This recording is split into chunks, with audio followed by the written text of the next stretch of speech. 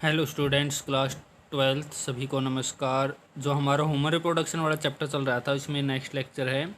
पिछले लेक्चर में हमने जो है मेमरी ग्लैंड्स के डिस्कशन पे छोड़ा था और आज उसमें हम कुछ एक्स्ट्रा स्ट्रोक पॉइंट्स हैं वो नोट करेंगे इसके अंदर।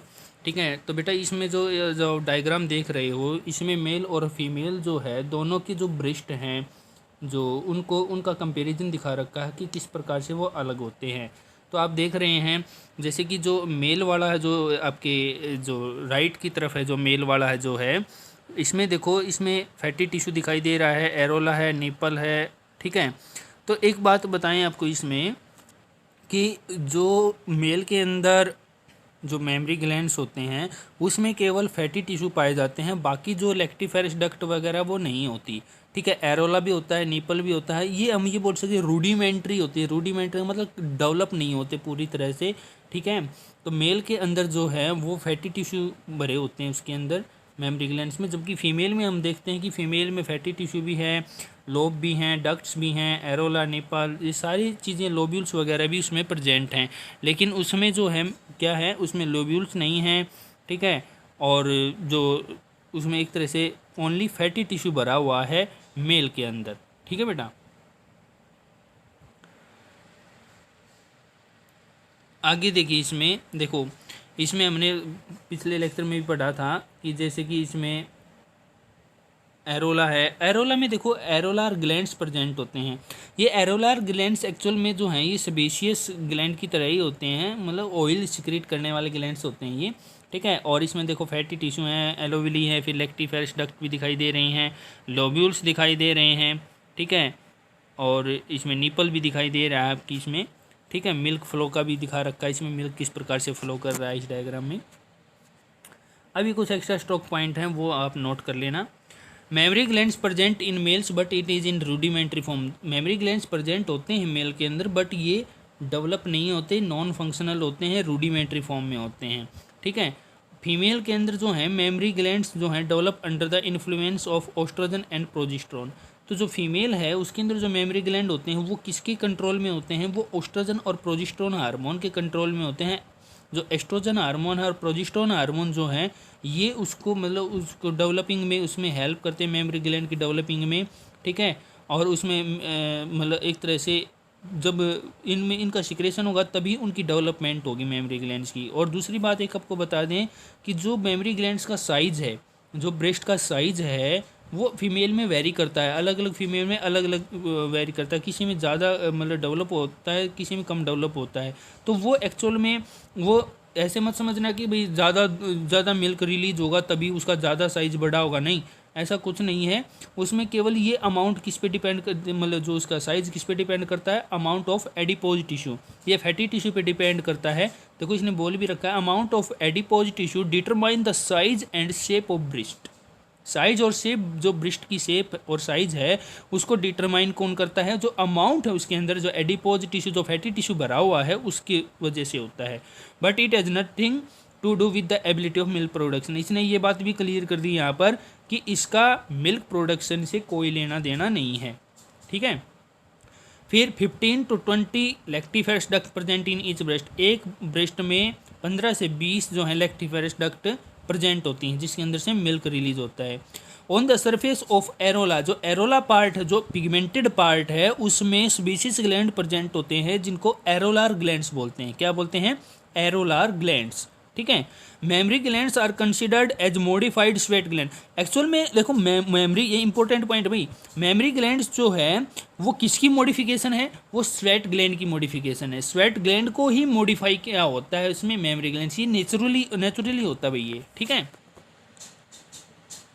ये देखिए इसमें, ये देखो क्लियरली लोब्यूल्स दिखा रखे हैं इसके अंदर इस डायग्राम में। अब मेमरी ग्लैंड्स प्रेजेंट, ये तो हम पढ़ चुके हैं भाई। ठीक है, अब देखें आगे, secretion and ejection of milk from memory glands. जो सिक्रेशन है और इजेक्शन है मिल्क का मेमरी ग्लैंड से उसको बोलते हैं लैक्टेशन। क्या बोलते हैं उसको? लैक्टेशन। लैक्टेशन वर्ड जो है मीन्स मिल्क रिलीज करना, और उसका मतलब एक तरह से जो इसमें जो लोब्यूल्स हैं उनके अंदर से मिल्क का सिक्रेशन होना और मेमरी ग्लैंड से बाहर निकलना, उसको बोलते हैं लैक्टेशन। ठीक है, अब देखो एंडोक्राइन वाला पार्ट भी इसमें इंक्लूड हो रखा है। Milk production under the influence of prolactin hormone. जो मिल्क प्रोडक्शन है, ये बात याद रखनी, जो ब्रेस्ट हैं उनके अंदर जो मिल्क का प्रोडक्शन हो रहा है वो किसके कंट्रोल में होगा? प्रोलैक्टिन हार्मोन की वजह से। और ये प्रोलैक्टिन हार्मोन कहाँ से रिलीज होता है? ये एंटीरियर पिट्यूटरी ग्लैंड से रिलीज होता है बेटा। कहाँ से होता है? एंटीरियर पिट्यूटरी ग्लैंड से। ठीक है, तो प्रोलैक्टिन हार्मोन जो है वो मिल्क प्रोडक्शन में हेल्प करता है, जबकि मिल्क इजेक्शन में ऑक्सीटोसिन हार्मोन काम करता है। और ऑक्सीटोसिन कहाँ से होगा? ये पोस्टीरियर पिट्यूटरी से। कहाँ से? Posterior pituitary. तो ये आप याद रख लेना कि प्रोलैक्टिन हार्मोन एंटीरियर पिट्यूटरी से रिलीज होता है और उसका काम केवल मिल्क प्रोडक्शन का है, मिल्क इजेक्शन का नहीं है। जबकि ऑक्सीटोसिन हार्मोन जो है वो पोस्टीरियर पिट्यूटरी से रिलीज होता है और उसका काम है मिल्क इजेक्शन करना। ठीक है, बाहर निकालना। ह्यूमन मिल्क जो होता है उसमें आयरन कंटेंट जो है बहुत ही कम अमाउंट में होता है, पुअर होता है, जबकि उसमें कैसिन प्रोटीन जो है वो सफिशिएंट अमाउंट में होती है। मिल्क के अंदर पाई जाने वाली प्रोटीन होती है कैसिन प्रोटीन।